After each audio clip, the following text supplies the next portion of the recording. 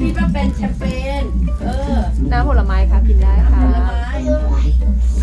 เอาให้ป้าถ่ายรูปให้เธอหน่อยเอาน้ำโอ้ยจะถึงแล้วโอ้เป็นไงยุ ไปดูข้างล่างไปดูข้างล่างก่อน โอ้ข้างล่างหิมะเต็มเลยครับ ดูจากไอ้ลมจากภูเขา ยุจะกิ้งลงจากภูเขาแล้วครับ ไม่ทำไมถึงมันไม่เหมือนสโนว์เวย์เยอะๆ อะไรเยอะๆนะ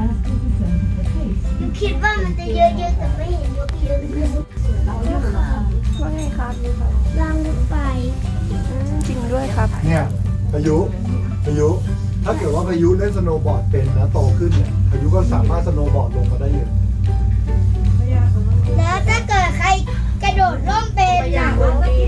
พยาอุ่นดิอุ่นวอร์มอัพ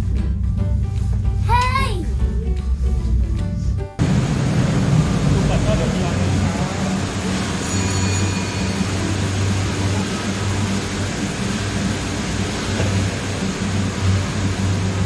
โอเค